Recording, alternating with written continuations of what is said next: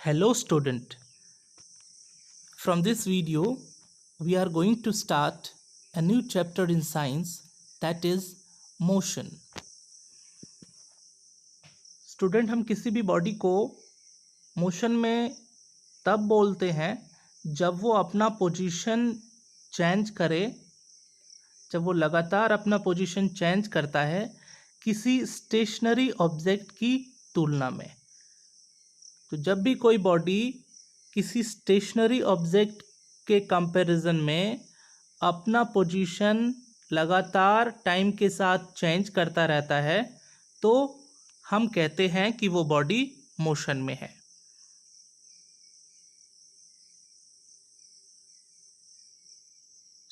यहाँ पर आप देख सकते हैं ये एनिमल मोशन कर रहा है, इट इज़ इन मोशन। दूसरे स्टेशनरी ऑब्जेक्ट की तुलना में ये बॉडी अपना पोजीशन कंटिन्यूसली चेंज कर रहा है, इसलिए हम कहते हैं कि ये मोशन में है। स्टूडेंट, जब भी कोई बॉडी मोशन में होता है तो उसके पोजीशन में दो तरह की चेंजेस आती हैं। उसके पोजीशन में या तो वो डिस्टेंस कवर करेगा या फिर वो डिस्प्लेसमेंट कवर करेगा। तो स्टूडेंट, यहाँ पर आप देखेंगे ये जो पोजीशन में चेंज है, डिस्टेंस एंड डिस्प्लेसमेंट, हम इसे समझने की कोशिश करते हैं। आइए देखते हैं डिस्टेंस और डिस्प्लेसमेंट में क्या डिफरेंस है। तो स्टूडेंट, आप देख सकते हैं डिस्टेंस जो होता है ये एक्चुअल पाथ होता है, वो रास्ता होता है, वो एक्चुअल रास्ता होता है जिससे कोई मूविंग बॉडी मूवमेंट करता है। और इसमें student direction, irrespective of direction, यहाँ पर डायरेक्शन मायने नहीं रखता है। डिस्टेंस के केस में डायरेक्शन मायने नहीं रखता, यहाँ पर हमारे लिए सिर्फ उसका लेंथ मायने रखता है, एक्चुअल लेंथ ही मायने रखता है। तो इसमें आप देखेंगे स्टूडेंट कि इसमें डिस्टेंस में सिर्फ और सिर्फ मैग्नीट्यूड, सिर्फ जो नंबर है वो हमारे लिए मायने रखता है। Direction is not important, distance के लिए डायरेक्शन इम्पॉर्टेंट नहीं होता। और चूंकि इसमें सिर्फ मैग्नीट्यूड, जैसे कि स्टूडेंट आप एग्जांपल लेते हैं 4 किलोमीटर जब हम बोलते हैं तो इसमें सिर्फ मैग्नीट्यूड है, लेकिन जब हम बोलते हैं 4 किलोमीटर टुवर्ड्स ईस्ट तो इसमें डायरेक्शन भी आ गया, 4 किलोमीटर ईस्ट डायरेक्शन में। तो स्टूडेंट, डिस्टेंस में सिर्फ मैग्नीट्यूड रहता है, डायरेक्शन नहीं, इसलिए डिस्टेंस को हम स्केलर क्वांटिटी कहते हैं। फिजिकल क्वांटिटीज दो तरह की होती हैं, कोई भी फिजिकल क्वांटिटीज दो तरह की होती है, या तो वो स्केलर होंगी या वो वेक्टर होंगी। तो जिस फिजिकल क्वांटिटी में मैग्नीट्यूड और डायरेक्शन दोनों रहते हैं उसे वेक्टर क्वांटिटी कहा जाता है। दूसरी तरफ जिसमें सिर्फ मैग्नीट्यूड होता है, डायरेक्शन नहीं, उसे स्केलर क्वांटिटी कहा जाता है। तो स्टूडेंट, डिस्टेंस जो है इसमें मैग्नीट्यूड है, डायरेक्शन नहीं है, इसलिए ये एक स्केलर क्वांटिटी है। और इसका वैल्यू, डिस्टेंस कभी भी ज़ीरो नहीं हो सकता है। कोई भी बॉडी जब भी मोशन में होगा, जब भी वो मूवमेंट करेगा, वो कुछ ना कुछ डिस्टेंस ज़रूर कवर करेगा, इसलिए स्टूडेंट डिस्टेंस कभी भी ज़ीरो नहीं होता है। तो ये था डिस्टेंस के बारे में। अब आइए हम जानते हैं डिस्प्लेसमेंट के बारे में।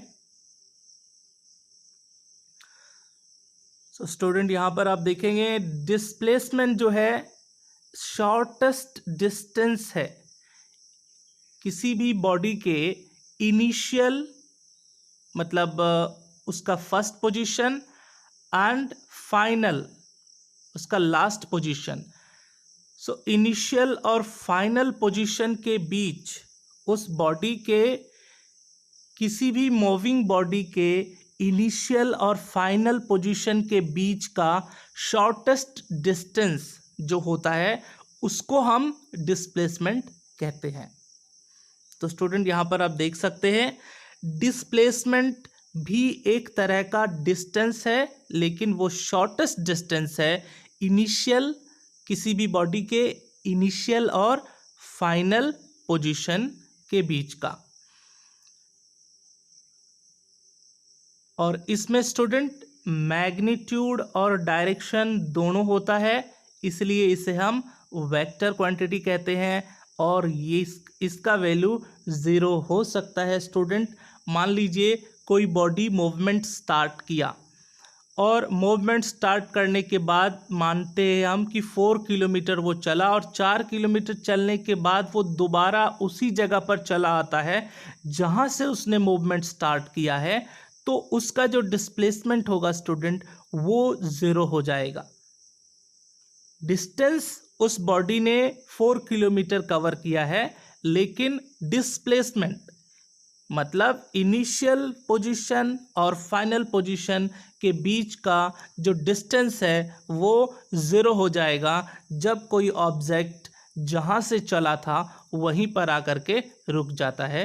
तो इसलिए स्टूडेंट डिस्प्लेसमेंट का वैल्यू ज़ीरो हो सकता है। तो यहाँ पर आप देखें एक एग्जाम्पल है, एक एग्जाम्पल से हम डिस्टेंस और डिस्प्लेसमेंट में डिफरेंस को समझते हैं। तो यहाँ पर आप देख सकते हैं स्टूडेंट कोई ऑब्जेक्ट है जो ए से सी तक आया बी के रास्ते होते हुए, ए से पहले बी पे गया और बी से सी तक आया। तो इस पूरे पाथ में स्टूडेंट जो एक्चुअल पाथ है, डिस्टेंस क्या होता है, actual path of a moving body. तो स्टूडेंट एक्चुअल पाथ जो है वो इसका ये है, this one is the actual path, ये इसका एक्चुअल पाथ है। तो डिस्टेंस हम कैसे कैलकुलेट करेंगे, this one is 5 kilometre and this one is 3 kilometre. तो डिस्टेंस कितना हो जाएगा, 5 + 3 8 kilometre. This is how we denote distance. इसके बाद स्टूडेंट अब देखें डिस्प्लेसमेंट हम कैसे कैलकुलेट करेंगे। तो डिस्प्लेसमेंट कैलकुलेट करने के लिए स्टूडेंट आप देखें जो इसका इस बॉडी का इनिशियल पोजीशन था ए, इसका फाइनल पोजीशन है सी। अब हम देखेंगे ए और सी के बीच शॉर्टेस्ट डिस्टेंस क्या हो सकता है। तो ए और सी के बीच स्टूडेंट जो शॉर्टेस्ट डिस्टेंस है वो ये है। तो इसलिए स्टूडेंट जो डिस्प्लेसमेंट होगा वो ये होगा। तो डिस्प्लेसमेंट को कैलकुलेट करने के लिए ये एक ट्रायंगुलर पाथवे इसका हो गया है। तो यहाँ पर हम पाइथागोरस थ्योरम का यूज़ करके डिस्प्लेसमेंट को कैलकुलेट करेंगे। ये एंगल 90 डिग्री है और ये जो 5 है ए बी, ये आपका हाइपोटेन्यूज हो गया। So from Pythagoras theorem h²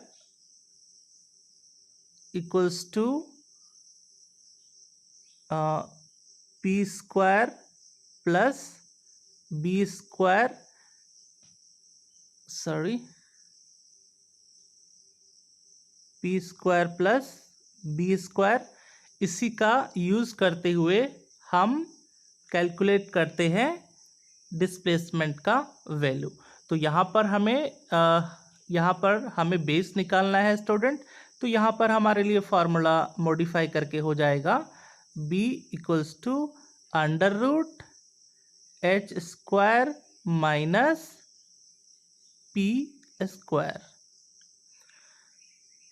so student यहाँ पर जब आप कैलकुलेट करेंगे तो h का वैल्यू यहाँ पर हमारे पास है 5² माइनस 3²। सो इसका वैल्यू आपको आ जाएगा 25, 5² का 25 और 3² का 9। and after that student we would get under root 16 and under root 16 is the square of 4. 4 square equals to 16. So student finally हमारा जो डिस्प्लेसमेंट का वैल्यू आएगा वो हो जाएगा 4. So overall displacement would be 4 kilometre. और इसमें स्टूडेंट तो यहाँ पर आप देख सकते हैं डिस्प्लेसमेंट है 4 किलोमीटर और डिस्प्लेसमेंट के साथ आप देखिए यहाँ पर किस डायरेक्शन में डिस्प्लेसमेंट हुआ तो वो डायरेक्शन भी इसमें डिनोट करना पड़ता है. तो स्टूडेंट यहाँ पर आप देखें डायरेक्शन, फॉर एग्जांपल यहाँ पर हमने इस डायरेक्शन लिया है, आप कोई भी डायरेक्शन ले सकते हैं एग्जाम्पल के लिए. वैसे क्वेश्चन जब भी इस तरह का दिया जाता है तो उसमें डायरेक्शन स्टूडेंट मेंशन रहता है जिससे कि आप पता कर सकते हैं डिस्प्लेसमेंट किस डायरेक्शन में हुआ है. तो यहाँ पर 4 किलोमीटर टुवर्ड्स ईस्ट ये हुआ है डिस्प्लेसमेंट. और इसके बाद स्टूडेंट हम आगे बढ़ते हैं तो यहाँ पर आप देखेंगे कि कैसे कोई बॉडी किसी बॉडी का किसी मूविंग बॉडी का जो डिस्प्लेसमेंट है वो कैसे ज़ीरो हो सकता है. तो यहाँ पर स्टूडेंट पहला एग्जांपल है आपके सामने. एक ट्रायंगुलर पाथवे है. इस ट्रायंगुलर पाथवे में कोई बॉडी मूवमेंट करता है. कोई बॉडी ए से मूवमेंट करना शुरू किया, ए से चलना शुरू किया, ए से बी पे गया, बी से सी पे आया और सी से दोबारा ए पे आ गया. मतलब जहाँ से चला था वहीं आ गया. ए टू ए इसने मूवमेंट किया. तो डिस्टेंस स्टूडेंट क्या हो जाएगा 5 kilometre plus 3 kilometre plus 4 kilometre. Total distance हो जाएगा 12 किलोमीटर.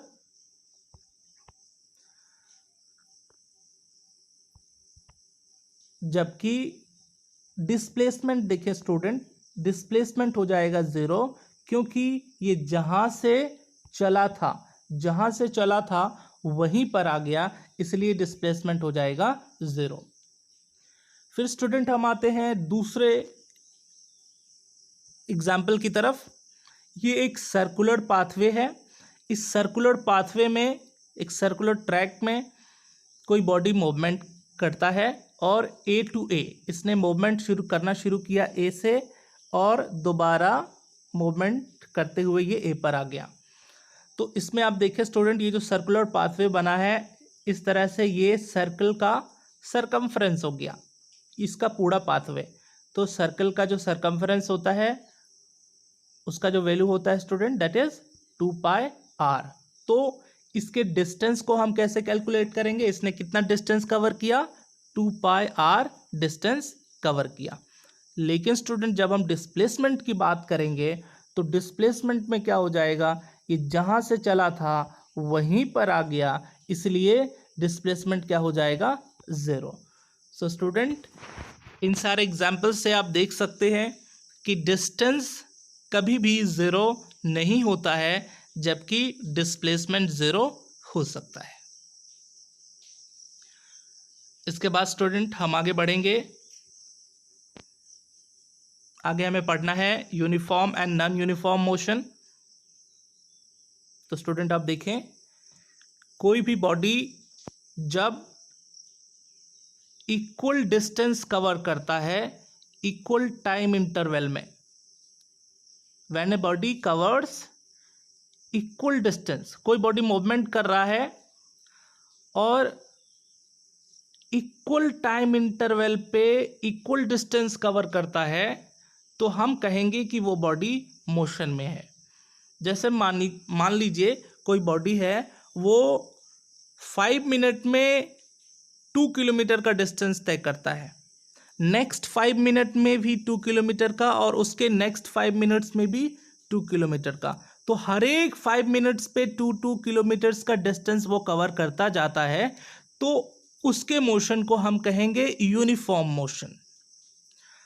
और स्टूडेंट जब इसका हम ग्राफ बनाते हैं distance time graph, uniform motion के लिए जो डिस्टेंस टाइम ग्राफ होता है वो स्ट्रेट लाइन होता है. इसे हम आगे देखेंगे स्टूडेंट। फिर आप देखिए non uniform motion.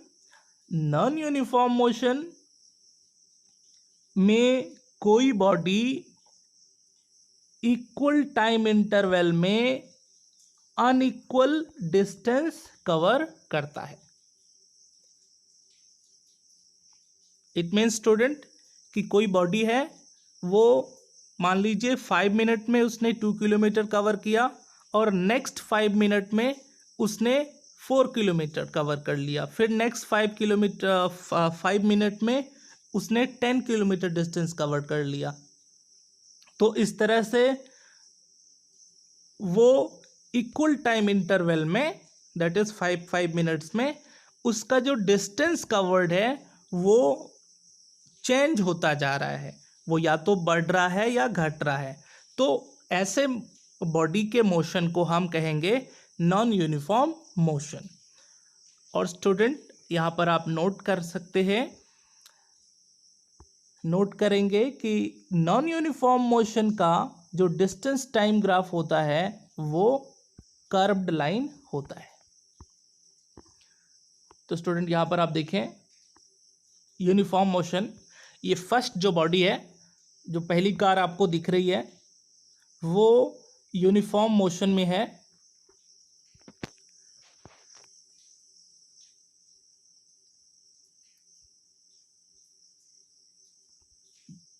This one is in uniform motion. यहाँ पर आप देखें 10 मिनट्स में, सॉरी 1 मिनट में इसने 10 किलोमीटर कवर किया, फिर नेक्स्ट 1 मिनट में इसने दोबारा 10 किलोमीटर कवर किया, फिर नेक्स्ट 1 मिनट में फिर देखें 10 kilometre, and in the next 1 minute it has covered 10 kilometre. 1 minute और मिनट यूनिट यूज़ नहीं हुआ है स्टूडेंट, तो हम ये नहीं कह सकते हैं कि वो मिनट है या आवर है, आवर ही मान के चलते हैं। तो यहाँ पर आप देख सकते हैं इस केस में कि फर्स्ट केस में जो कार है वो इक्वल टाइम इंटरवल में इक्वल डिस्टेंस कवर कर रहा है, जबकि दूसरे केस में आप देखें स्टूडेंट टाइम इंटरवल वही है जो आपको यहाँ पर देखने को मिल रहा है, लेकिन इसमें आप देखेंगे कि फर्स्ट 1 आवर में, आवर ही मान के चलते हैं हम यूनिट, तो फर्स्ट 1 आवर में इसने 20 किलोमीटर कवर किया, फिर सेकेंड आवर में देखें इसने 5 कवर किया, थर्ड में 5, फोर्थ में 10। तो इस तरह से डिफरेंट टाइम इंटरवल में यहाँ पर सॉरी ये आप देखें कि अलग अलग डिस्टेंस कवर करता है सेम टाइम इंटरवल में। तो टाइम इंटरवल सेम है, डिस्टेंस कवर्ड जो है वो डिफरेंट है, इसलिए हम कह सकते हैं कि ये जो बॉडी है वो नॉन यूनिफॉर्म मोशन में है। और स्टूडेंट इसी को हम डिनोट करते हैं जब ग्राफ में, जैसे आप देखें कि ये इस मूवमेंट को जब हम ग्राफ में डिनोट करेंगे तो यहाँ पर हमने टाइम को एक्स एक्सिस पर डिनोट कर दिया 0, 1, 2, 3, 4, और जो डिस्टेंस है, ओके डिस्टेंस, उसे हमने वाई एक्सिस पर डिनोट कर दिया। अब आप देखिए स्टूडेंट फर्स्ट 1 आवर के बाद जो है वो ऑब्जेक्ट 10 किलोमीटर का डिस्टेंस कवर करता है, ये पॉइंट हमारा हो गया। और 2 आवर के बाद आप देखें नेक्स्ट 10 किलोमीटर और हो गया, मतलब वो 20 किलोमीटर का डिस्टेंस कवर करता है, ये पॉइंट हो गया हमारा।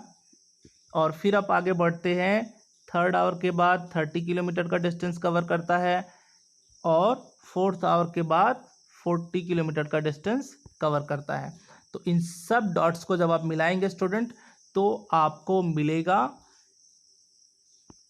इस तरह का एक स्ट्रेट लाइन। तो ऐसे इसलिए हम कहते हैं यूनिफॉर्म मोशन का जो डिस्टेंस टाइम ग्राफ होता है स्टूडेंट, वो एक स्ट्रेट लाइन होता है। जबकि नॉन यूनिफॉर्म मोशन के केस में हम देखते हैं वही काम यहाँ पर हम फिर से करते हैं। टाइम को हमने डिनोट कर दिया एक्स एक्सिस पर और डिस्टेंस को डिनोट कर दिया वाई एक्सिस पर। और अब हम देखें एक एक पॉइंट को डिनोट करेंगे मूवमेंट को। तो 1 आवर के बाद 20 किलोमीटर का डिस्टेंस इसने कवर किया है। 1 आवर के बाद देखें आप 20 किलोमीटर का डिस्टेंस ये हो गया। और फिर 2 आवर के बाद टोटल हो गया 25। तो 2 आवर के बाद ये 20 और 30 के बीच में कहीं पर होगा 25। और फिर आप देखें 3 आवर के बाद ये जो डिस्टेंस कवर हुआ है वो 3 आवर के बाद इसने 5 और उसमें जुड़ गया 25 में हो गया 30, टोटल हो गया 30। तो ये वाला पॉइंट होगा स्टूडेंट। फिर हम आगे देखते हैं 4 आवर के बाद 10 और कवर करता है, दैट मीन्स कि टोटल डिस्टेंस हो गया 40 किलोमीटर। 4 आवर के बाद 40 किलोमीटर का डिस्टेंस हो गया। अब हम ये सारे डॉट्स को मिलाते हैं। तो कभी भी स्टूडेंट ये सारे जो डॉट्स हैं, जो भी डॉट्स आपको दिख रहे हैं डिफरेंट कलर्स के, तो ये इन सारे डॉट्स को मिला करके आप कभी भी स्ट्रेट लाइन नहीं बना सकते हैं। जब भी ये सारे डॉट्स मिलेंगे तो एक कर्व्ड लाइन ही बनेगा। इसलिए हम कहते हैं स्टूडेंट कि नॉन यूनिफॉर्म मोशन का जो डिस्टेंस टाइम ग्राफ होता है वो कर्व्ड लाइन होता है, वो स्ट्रेट लाइन नहीं होता। आगे बढ़ते हैं स्टूडेंट। तो यहाँ पर वही चीज़ें दिखाई जा रही हैं ग्राफ के द्वारा, ये हम पहले देख चुके हैं। डिस्टेंस, किसी भी बॉडी का डिस्टेंस टाइम ग्राफ जो होता है वो जब वो बॉडी यूनिफॉर्म मोशन में हो तो उस बॉडी का distance time graph straight line होता है। जबकि जब कोई बॉडी नॉन यूनिफॉर्म मोशन में हो तो उसका distance time graph curved line होता है। यहाँ पर आप कर्व्ड देख सकते हैं। इसके बाद स्टूडेंट हम आते हैं स्पीड, नेक्स्ट टॉपिक की तरफ, जो कि है हमारा स्पीड। किसी भी बॉडी के द्वारा पर यूनिट टाइम में कवर किए गए डिस्टेंस को कहते हैं speed. Speed is the distance covered upon time taken, distance covered in per unit time, उसको हम स्पीड कहते हैं। तो स्टूडेंट यहाँ पर आप देख सकते हैं इसको डिनोट कैसे कैसे करते हैं। स्पीड को v से डिनोट किया जाता है। स्पीड को v से हम डिनोट करते हैं, v equals to s upon t। This is very important formula. तो स्पीड को हम v से डिनोट करते हैं, डिस्टेंस को डिनोट करते हैं s से, distance travelled by the moving body, और टाइम टेकन इसे सिंपली t से डिनोट किया जाता है। इसके बाद स्टूडेंट और भी चीज़ें जानते हैं हम स्पीड के बारे में। स्पीड का जो SI यूनिट होता है वो मीटर पर सेकेंड होता है। इसे मीटर पर सेकेंड इस तरह से लिख करके डिनोट करते हैं।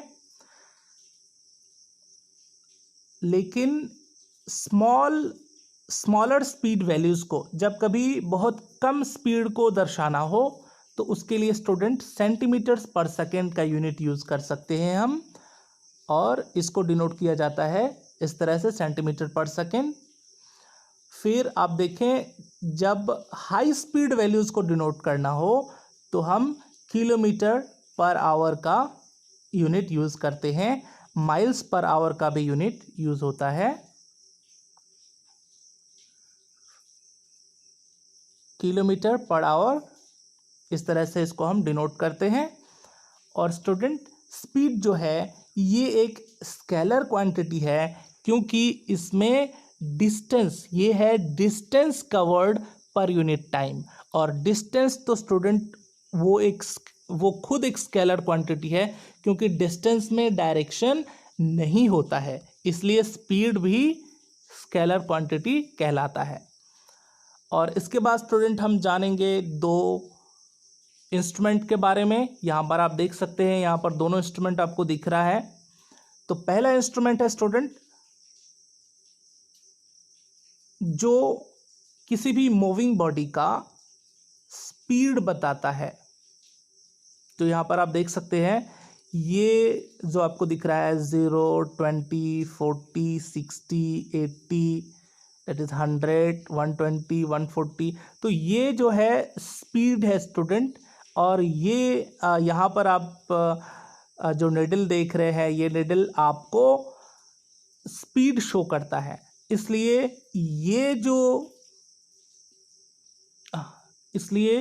स्टूडेंट ये जो इंस्ट्रूमेंट है, ये जो आपको इंस्ट्रूमेंट दिख रहा है, ये इंस्ट्रूमेंट स्पीड को डिनोट करता है, और इसलिए इस इंस्ट्रूमेंट को हम कहते हैं speedometer. This one is speedometer. और दूसरी तरफ आप देखें स्टूडेंट, दूसरा इंस्ट्रूमेंट होता है जो हमें बताता है distance travelled by a moving body. तो यहां पर आप देख सकते हैं स्टूडेंट, ये जो दूसरा इंस्ट्रूमेंट है, यहां पर वो अपनी रीडिंग्स डिनोट कर रहा है। यहां पर देखें 20 किलोमीटर, यहां पर आपको किलोमीटर में मिल रहा है ये रीडिंग। तो ये जो पार्ट है, ये जो इंस्ट्रूमेंट है स्टूडेंट, ये हमें distance travelled by a moving body बता रहा है, मूविंग बॉडी का डिस्टेंस बता रहा है, इसलिए इस इंस्ट्रूमेंट को हम कहते हैं ओडोमीटर। तो स्टूडेंट इन दोनों को ध्यान में रखिएगा। स्पीडोमीटर किसी मूविंग बॉडी का स्पीड बताता है, जबकि ओडोमीटर किसी मूविंग बॉडी का डिस्टेंस बताता है। फिर हम आगे बढ़ते हैं स्टूडेंट एवरेज स्पीड की तरफ।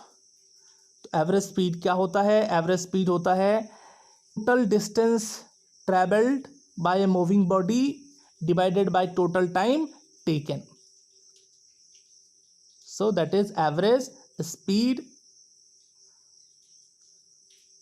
तो यहां पर इसे स्टूडेंट हम ऐसे डिनोट भी करते हैं, अपनी सुविधा के लिए हम इसे डिनोट कर सकते हैं लाइक दिस, वी एवरेज करके। इसमें V that should be capital and A and V should be small. V average को डिनोट करते हैं हम टोटल डिस्टेंस ट्रैवल्ड। तो इसमें जैसे मान लीजिए इसमें क्या होता है, initial final distance SF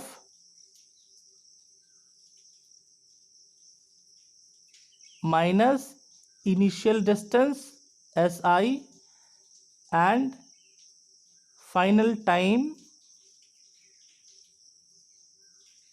TF minus TI initial time.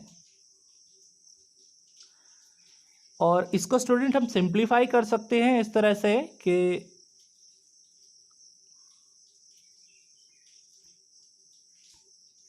V average, इसको हम ऐसे भी लिख सकते हैं। मान लीजिए जब कोई बॉडी है और उसमें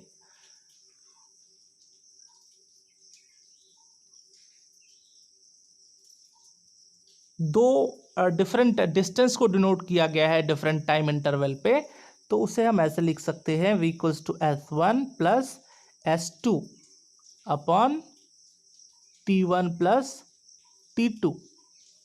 एक्चुअली यहाँ पर हम कुछ नया नहीं कर रहे हैं स्टूडेंट, जो डेफिनेशन है एवरेज स्पीड का हम उसे ही फॉलो कर रहे हैं। टोटल है तो ऐड करना पड़ेगा, सिंपल सी बात है।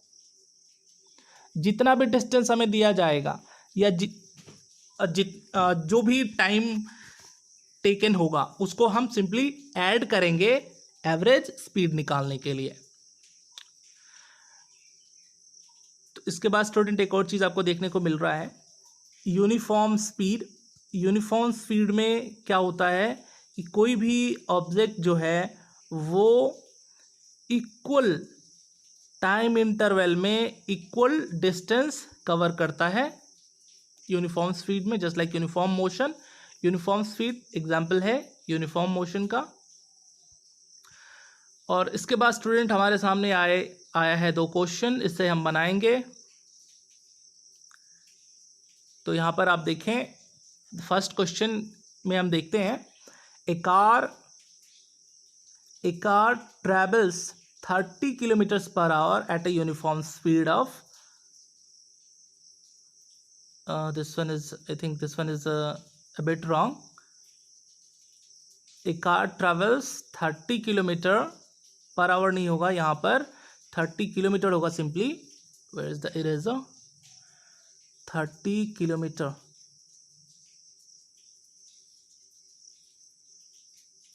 ओह सॉरी स्टूडेंट, यहाँ पर आप मॉडिफाई कर लें। इसमें a car travels 30 kilometre per hour नहीं होगा यहाँ पे।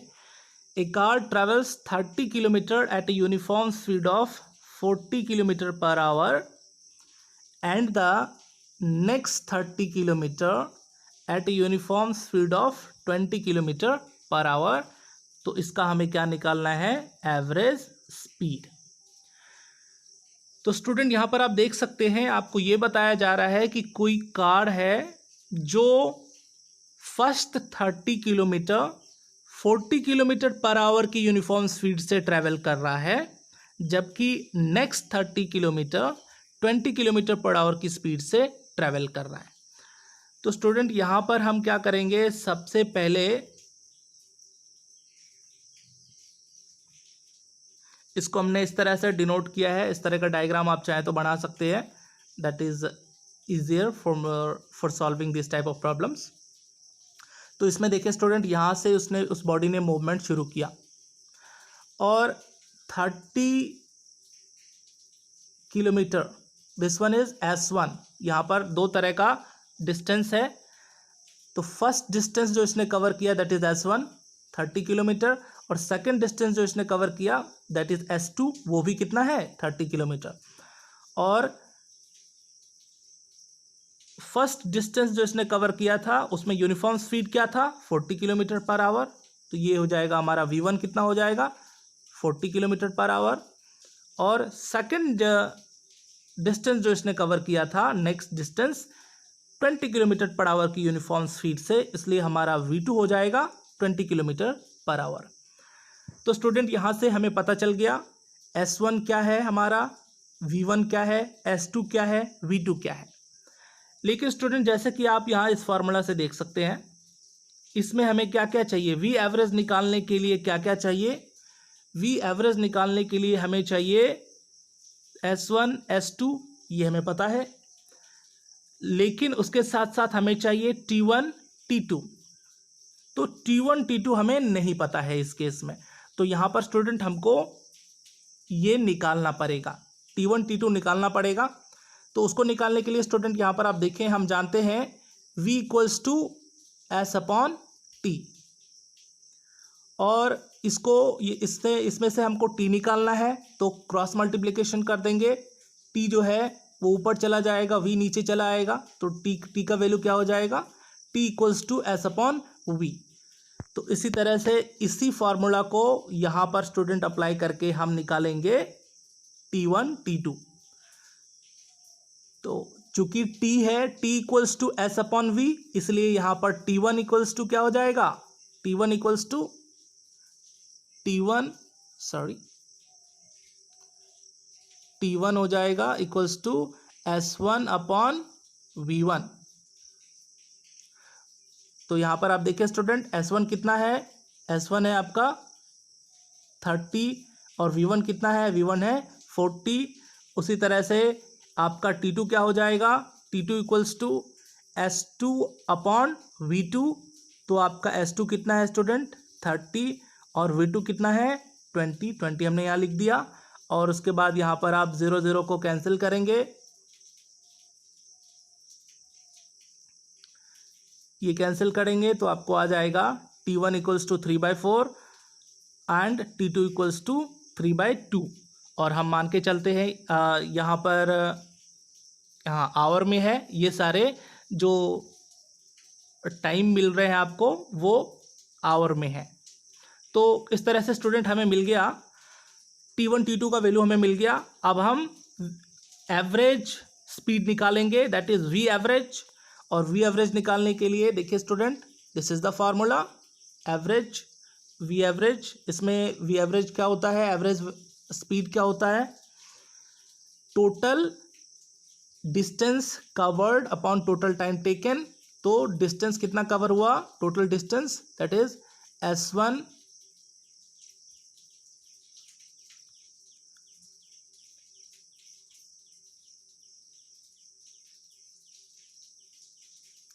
that is S1 plus S2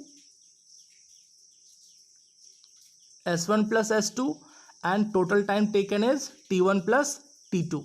So V average is S1 plus S2 divided by T1 plus T2.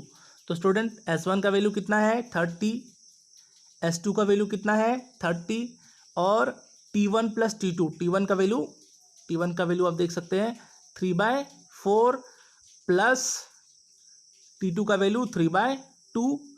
और फिर जब इसे सॉल्व करेंगे 30 प्लस 30 कितना हो जाएगा हमारा 60। और यहाँ पर आप देखें नीचे में हो जाएगा 3 प्लस 6/4, यहाँ पर फ्रैक्शन का एडिशन है। और इस तरह से स्टूडेंट ये हो जाएगा 60/9/4।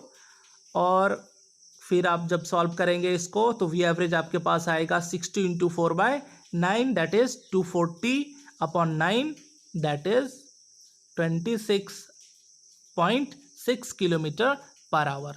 तो ये हो गया स्टूडेंट आपका एवरेज स्पीड। तो इस तरह से हम एवरेज स्पीड कैलकुलेट करेंगे। और इसके बाद स्टूडेंट हम एक और प्रॉब्लम देखते हैं जो इसी से मिलता जुलता है, but it is a different, it looks similar but it is different from that previous problem. तो यहाँ पर देखें स्टूडेंट, इस प्रॉब्लम में एक कार ट्रेवल्स फर्स्ट 30 मिनट्स। तो यहाँ पर आप देख सकते हैं स्टूडेंट टाइम है फर्स्ट 30 मिनट्स, जबकि पिछले प्रॉब्लम में आप देखें यहाँ पर किलोमीटर था 30 किलोमीटर और यहाँ पर क्या है किलोमीटर था। इसका मतलब ये हो गया कि वहाँ पर डिस्टेंस दिया हुआ था, यहाँ पर टाइम दिया हुआ है। First 30 minutes with uniform speed हमने एक ही रखा है ताकि आप दोनों प्रॉब्लम में डिफरेंस को समझ सकें। यूनिफॉर्म स्पीड कितना था 40 किलोमीटर पर आवर और नेक्स्ट 30 मिनट्स जो चला है ये 20 किलोमीटर पर आवर की यूनिफॉर्म स्पीड से। तो हमें अब क्या निकालना है, एवरेज स्पीड। तो स्टूडेंट यहाँ पर एवरेज स्पीड निकालने के लिए हम सबसे पहले उसी तरह का डायग्राम बनाएंगे जैसे हमने पहले बनाया था। यहाँ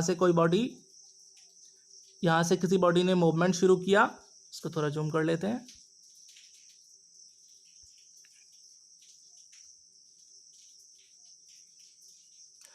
यहाँ से किसी बॉडी ने मूवमेंट शुरू किया और देखें 30 मिनट्स के बाद 30 मिनट्स तक चला v1 स्पीड के साथ that is 40 kilometre per hour और next 30 minute that is T2 उसमें ये चला v2 के साथ that is 20 kilometre per hour. तो यहाँ पर स्टूडेंट हमें T पता है, T1 पता है, v1 पता है, T2 पता है, v2 पता है। हमें क्या निकालना है, यहाँ पर हमें v एवरेज के लिए हमें चाहिए s और t। तो स्टूडेंट यहाँ पर आप देखें हमको S1 और S2 निकालना पड़ेगा। ये पोर्शन हमें अभी नहीं पता है इसलिए हमको S1 और S2 निकालना पड़ेगा। तो इसके लिए स्टूडेंट आप देखें उसी फार्मूला को हम दोबारा यूज करते हैं v इक्वल्स टू s/t। तो s का वैल्यू जब हम निकालेंगे तो क्या हो जाएगा, v और t क्रॉस मल्टीप्लीकेशन हो जाएगा v और t का। तो s equals to v into T, s equals to v into T, दोनों मल्टीप्लाई हो जाएंगे आपस में। तो इसी फार्मूला को यूज़ करते हुए यहाँ पर S1 S equals to V into T, और S1 क्या हो जाएगा, S1 इक्वल्स टू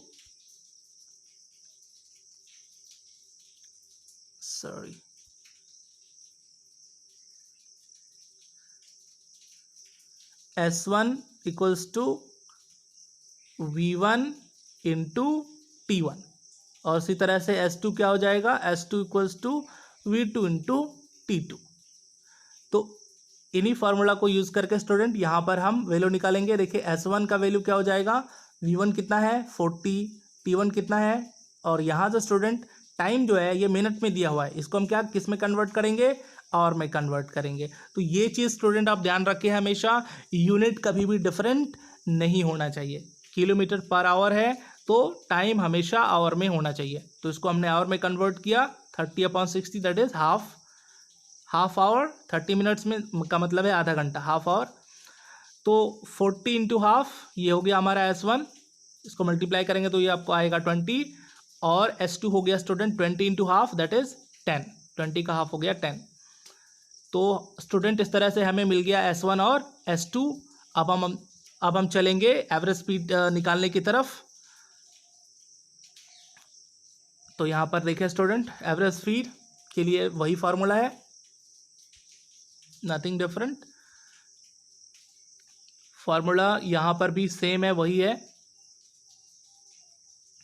यहाँ पर आप देख सकते हैं V average equals to S1 plus S2 upon T1 plus T2।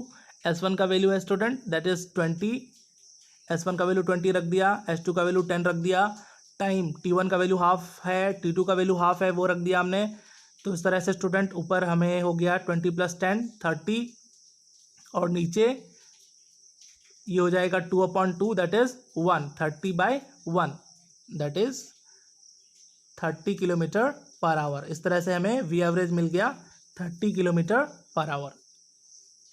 तो स्टूडेंट आपने देखा किस तरह से हम एवरेज स्पीड निकालते हैं।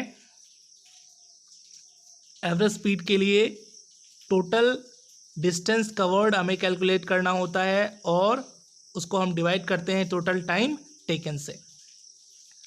So that's all in this class student. Thank you, have a nice day.